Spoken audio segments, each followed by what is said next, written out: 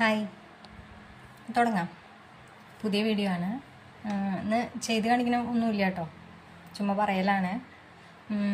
എന്താണെന്ന് വെച്ച് കഴിഞ്ഞാൽ മേക്ക് ഓവർ, അതാണ് ഇന്നത്തെ വിഷയം. മേക്ക് ഓവർ നിങ്ങളെല്ലാവരും കേട്ടിട്ടുണ്ടാവും. ഒരു 5-6 വർഷം മുമ്പൊക്കെ മേക്ക് ഓവർ എന്ന് പറഞ്ഞു കഴിഞ്ഞാൽ ഭയങ്കര പബ്ലിഷായിരുന്നു. എല്ലാവരുടെയും ചിന്ത എന്ന് വെച്ച് കഴിഞ്ഞാൽ എല്ലാവരും ഞാനടക്കം ചിന്തിച്ചിരുന്നു ഇങ്ങനെയാണ്. മേക്ക് ഓവർ എന്ന് പറഞ്ഞു കഴിഞ്ഞാൽ നമ്മൾ ട്രഡീഷണൽ ലുക്കിൽ നിന്ന് മോഡേൺ ലുക്കിലേക്ക് മാറുക, അതാണ് മേക്ക് ഓവർ. പക്ഷേ സത്യത്തിൽ മേക്ക് ഓവർ അതല്ല.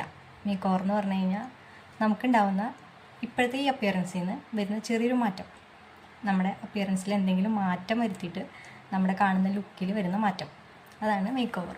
അതിപ്പോൾ കണ്ണെഴുതുന്നാവാം, ലിപ്സ്റ്റിക്ക് യൂസ് ചെയ്യുന്ന ഷെയ്ഡിൽ വ്യത്യാസം, ത്രെഡ് ചെയ്തതിൽ വ്യത്യാസം, ഹെയർ സ്റ്റൈൽ വ്യത്യാസം, നമ്മളിടുന്ന കോസ്റ്റ്യൂമിൻ്റെ വ്യത്യാസം, കുറച്ച് ഇമ്പ്രൂവ് ചെയ്യാം.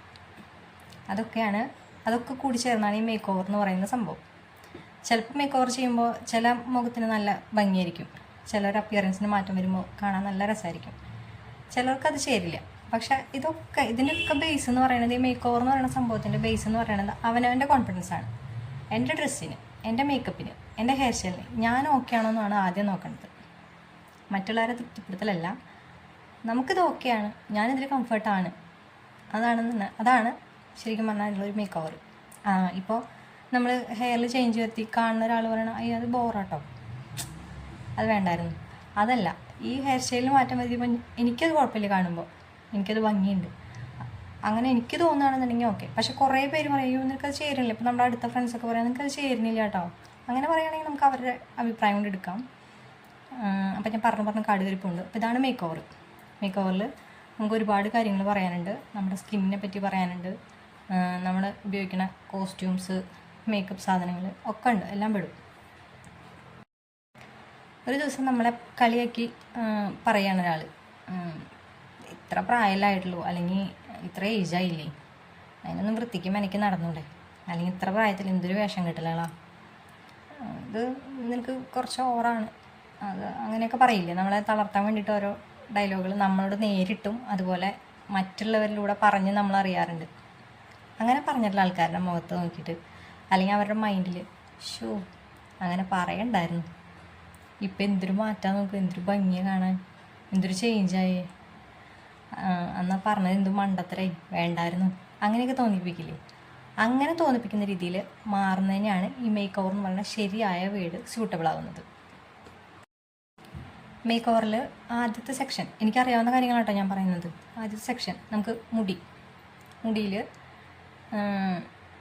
പണ്ടത്തെ ആൾക്കാരൊക്കെ ചെയ്യുന്ന പോലെ ഫുൾ എണ്ണയൊക്കെ തേച്ച് ഒട്ടിച്ച് ഇങ്ങനെ പതിച്ച്, ഞാൻ കുറച്ച് പതിച്ചിട്ടൊക്കെ തന്നെയാണ് കേട്ടോ, കുറച്ച് പതിച്ച് അങ്ങനെയൊക്കെ നടക്കുന്നതിന് മാറ്റം വരുത്താനായിട്ട് നമുക്ക് ഷാമ്പൂ ഒക്കെ തേച്ച് കണ്ടീഷണറൊക്കെ ഇട്ട് കുറച്ച് പറത്തി ഇങ്ങനെ ലൂസ് ഹെയറായിട്ട് ഇപ്പോഴത്തെ പിള്ളേർ നടക്കുന്ന പോലെ ട്രെൻഡി ആയിട്ട് നടക്കാം.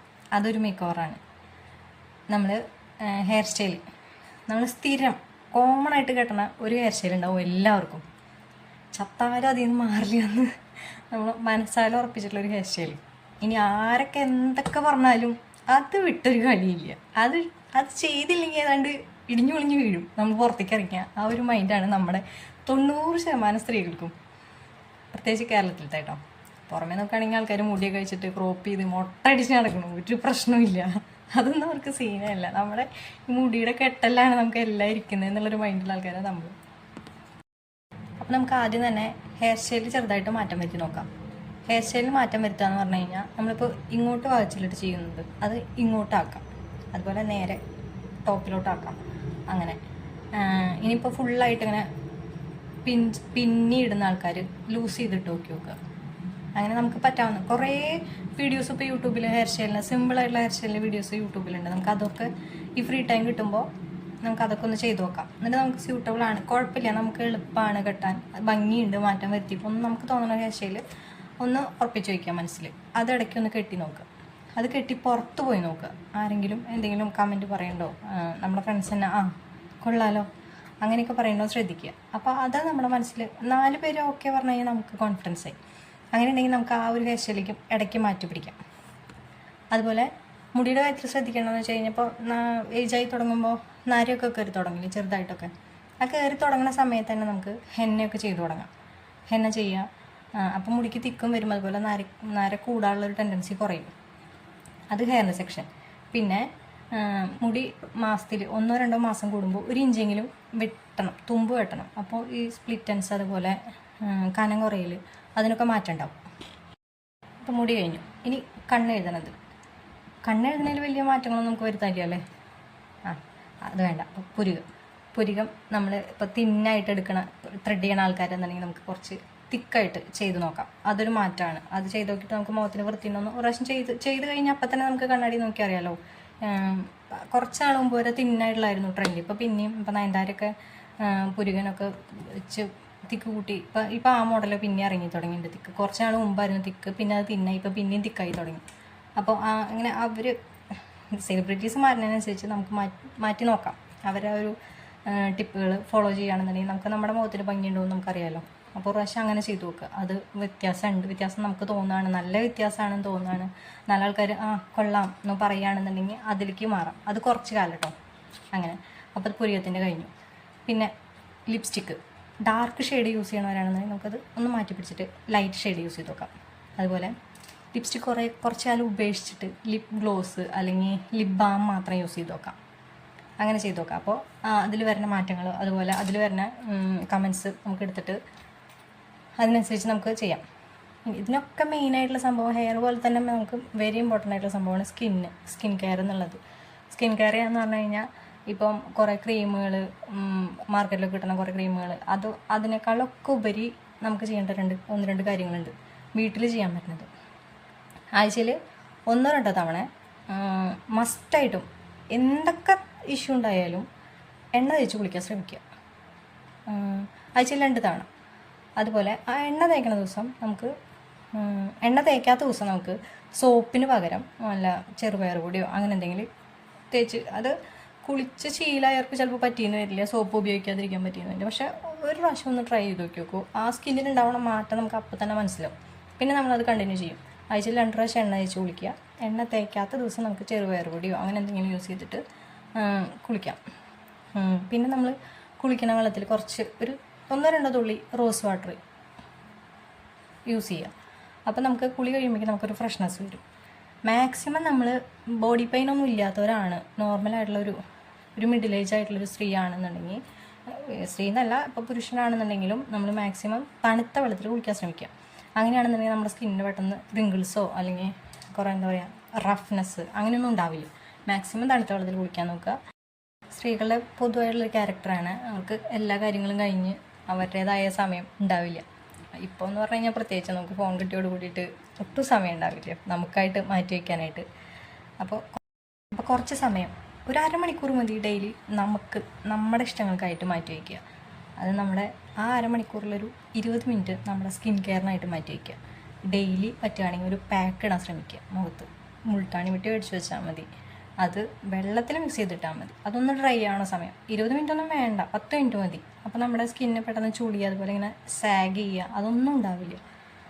മുഖത്തൊരു പാക്ക് ഇടാൻ ശ്രമിക്കുക. അതുപോലെ ഹെയർ വാഷ് ആഴ്ചയിൽ 2-3 തവണ നന്നായിട്ട് വാഷ് ചെയ്താൽ മതി. നല്ലോണം എണ്ണയൊക്കെ തേച്ച് മസാജ് ചെയ്ത്, നമ്മൾ യൂസ് ചെയ്യണ എന്ത് എണ്ണ ആയിക്കോട്ടെ എണ്ണയൊക്കെ തേച്ച് മസാജ് ചെയ്ത്, അതുപോലെ നാരുള്ളവരാണെങ്കിൽ എണ്ണ യൂസ് ചെയ്യുക. പറ്റുകയാണെങ്കിൽ മാസത്തിൽ 1 തവണ ഒരു സ്പാ ചെയ്യുക.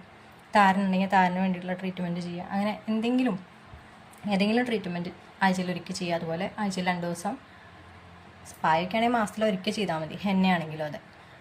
ഞാൻ എൻ്റെ ഒരു വീഡിയോയിലുണ്ടായിരുന്നു ഹോട്ട് ഓയിലിൻ്റെ ഒരു വീഡിയോ ഞാൻ ചെയ്തിട്ടുണ്ടായിരുന്നു. അതിൽ നോക്കിയിട്ട് ഹോട്ട് ഓയിൽ ഈ എണ്ണ തേക്കുന്നതിന് പകരം എണ്ണ തേച്ച് കുളിക്കുന്നതിന് പകരം ഹോട്ട് ഓയിൽ ചെയ്തിട്ട് കുളിക്കുക. അങ്ങനെ ആഴ്ചയിൽ 2 ദിവസം തല ക്ലീനാക്കി 2-3 ദിവസം തല ക്ലീനാക്കിയാൽ മതി.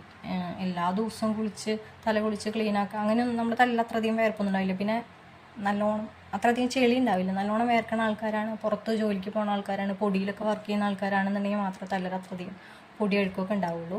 പിന്നെ നമുക്ക് നല്ലോണം വിയർത്ത് ഇങ്ങനെ ഒലഞ്ഞു പോലെയൊക്കെ തോന്നുകയാണെങ്കിൽ മാത്രം നല്ലോണം ഷാമ്പു വാഷ് ചെയ്താൽ മതി. ചെറിയ വിയർപ്പൊക്കെ ഉള്ളതെന്ന് വെച്ചാൽ നമ്മൾ പുറത്ത് പോയിട്ട് വരികയാണെന്നുണ്ടെങ്കിൽ നനഞ്ഞ ടർക്കി വെച്ചൊന്ന് തുടച്ചെടുത്താൽ തീരാവുന്ന വിയർപ്പ് നമ്മുടെ തലയിലൊക്കെ ഉണ്ടാവുള്ളൂ. അങ്ങനെ അപ്പോൾ തലയിൽ അത്രയും കെയറുകളാണ് ശ്രദ്ധിക്കണം. ഇതൊക്കെ ഒരു മേക്ക് ഓവറിൻ്റെ ഭാഗമാണ് കേട്ടോ. അല്ലാതെ ഇപ്പോൾ മോഡേൺ ഡ്രസ്സ് ഇട്ടു, ഒരു ജീൻസും ടോപ്പ് ഇട്ടു, അതുപോലെ സാരിയിൽ നിന്ന് ചുരിദാറിലേക്ക് മാറി ചെയ്യണ മേക്കപ്പിൽ കുറച്ച് പ്രൊഡക്ട്സ് കൂട്ടി, അതുപോലെ നമ്മൾ യൂസ് ചെയ്യണ പെർഫ്യൂം മാറ്റി. അതൊന്നും മേക്ക് ഓവർ, അത് മേക്ക് ഓവറാണ്, അത് മേക്ക് ഓവറിൻ്റെ ഒരു ഭാഗമാണ്. ഈ നമ്മുടെ മൊത്തത്തിലുള്ള അപ്പിയറൻസിൽ മാറ്റം വരുന്നതിനെയാണ് നമ്മൾ മേക്ക് ഓവർ എന്ന് പറയുന്നത്. ഇപ്പം തടി കൂടിയ ആൾക്കാരൊന്ന് സ്ലിമ്മാക്കി, കുറച്ച് ഭയങ്കരമായിട്ട് മെലിഞ്ഞിരിക്കുന്നവർ കുറച്ച് തടിച്ചു, ഇതൊക്കെ മേക്ക് ഓവറിൻ്റെ ഭാഗമാണ്. അപ്പോൾ മേക്ക് ഓവറിന് വേണ്ടിയിട്ട് കുറേ കാശ് കളയാതെ നമ്മുടെ കയ്യിലുള്ള സാധനങ്ങൾ വെച്ചിട്ട് നമ്മുടെ അപ്പിയറൻസിൽ മാറ്റം വരുത്തുക. കൂട്ടത്തിൽ നമുക്ക് മാറ്റണം തോന്നണ പൊട്ട സ്വഭാവങ്ങൾ, അല്ലെങ്കിൽ നമുക്ക് അയ്യോ എന്തൊരു സ്വഭാവം, എൻ്റെ തന്നെ എനിക്ക് പിടിക്കില്ല എന്ന് തോന്നുന്ന സ്വഭാവങ്ങൾ പറ്റുകയാണെങ്കിൽ മാറ്റുകയാണെങ്കിൽ അതും മേക്ക് ഓവറിൽ പെടും. ഞാൻ വലിയ അറിവുണ്ടായിട്ടൊന്നുമല്ല, എനിക്കറിയാവുന്ന കാര്യങ്ങൾ ഞാൻ ഷെയർ ചെയ്യാൻ വേണ്ടിയിട്ടാണ് ഞാനിപ്പോൾ യൂട്യൂബ് ചാനൽ തുടങ്ങാമെന്ന് വെച്ചത്. തുടങ്ങി ഇത്രയായിട്ടും എനിക്ക് അങ്ങനെ അധികം പൊട്ട കമൻറ്റുകളോ അല്ലെങ്കിൽ ഇൻസൾട്ട് ചെയ്യണ പോലത്തെ രീതിയിലുള്ള ഒന്നും ഫേസ് ചെയ്യേണ്ടി വന്നിട്ടില്ല. ഇപ്പോൾ തുടങ്ങി ഇത്രയല്ലേ ആയിട്ടുള്ളൂ, വരുമായിരിക്കും, ഞാൻ വെയിറ്റ് ചെയ്യുന്നു.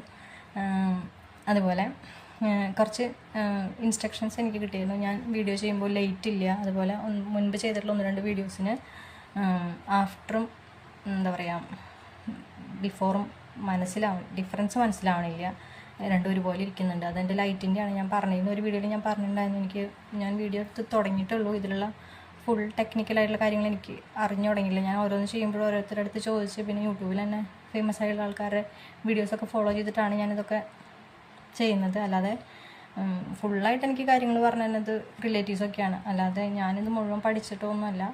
പിന്നെ എനിക്കറിയാവുന്ന കുറേ ടിപ്സ് ഇവിടെ പാർലറിൽ വരുന്നവർ പലർക്കും ഞാൻ പറഞ്ഞു കൊടുക്കാറുണ്ട്, ഇന്ന പോലെ പാർലറിലെ വർക്കിന് വേണ്ടിയിട്ട് കാശ് കളയുന്നതിനേക്കാളും കൂടുതൽ നമുക്ക് വീട്ടിൽ ചെയ്യാൻ പറ്റുന്ന കുറേ കാര്യങ്ങളുണ്ട്, അതൊക്കെ നമുക്ക് വേണ്ടി നമ്മൾ കുറച്ച് സമയം മാറ്റി വയ്ക്കണം. എന്നാൽ തന്നെയാണ് നമുക്ക് മാറ്റങ്ങൾ ഉണ്ടാവുള്ളൂ എന്നൊക്കെ ഞാൻ പറയാറുണ്ട്. അപ്പോൾ അവരെൻ്റെ അടുത്ത് എൻ്റെ ഫ്രണ്ട്സും പറയാറുണ്ട്, നിങ്ങൾക്ക് ഇങ്ങനെ ചാനൽ FBയിൽ തുടങ്ങിക്കൂടാ, അല്ലെങ്കിൽ യൂട്യൂബ് ചാനൽ തുടങ്ങിക്കൂടാ, നിങ്ങൾക്ക് അറിയാവുന്ന കാര്യങ്ങൾ പറഞ്ഞുകൂടെ എന്നൊക്കെ. അപ്പോൾ എനിക്ക് പേടിയുണ്ടായിരുന്നു, അതുപോലെ കോൺഫിഡൻസും ഉണ്ടായിരുന്നില്ല. പിന്നെ ഞാൻ രണ്ടും കൽപ്പിച്ച് എന്തെങ്കിലും വരട്ടെ, എന്തെങ്കിലും പറ്റാത്ത രീതി വരികയാണെങ്കിൽ അപ്പോൾ ഡ്രോപ്പ് ചെയ്യാമല്ലോ എന്ന് വിചാരിച്ചിട്ടാണ് ഞാൻ തുടങ്ങി ഇത്ര ദിവസമായിട്ട് എനിക്ക് മോശമായിട്ടുള്ള രീതിയിലുള്ള അനുഭവങ്ങളൊന്നും ഉണ്ടായിട്ടില്ല. എന്തായാലും എല്ലാവർക്കും നന്ദി, എന്നെ സപ്പോർട്ട് ചെയ്യുന്നുണ്ട് നന്നായിട്ട്, ഞാൻ വിചാരിച്ചേക്കാളും കൂടുതൽ നന്നായിട്ട് സപ്പോർട്ട് ചെയ്യുന്നുണ്ട്. അപ്പോൾ തുടർന്നും ഞാൻ ഇതുപോലുള്ള വീഡിയോകൾ ഇനി ചെയ്യും. ലൈറ്റൊക്കെ വെച്ച് മാക്സിമം എൻ്റെ അറിവ് കൂട്ടാൻ ശ്രമിച്ചുകൊണ്ട് ഫോൾട്ടുകളൊക്കെ പരിഹരിച്ചുകൊണ്ട് ഞാൻ വീഡിയോസ് ചെയ്യും.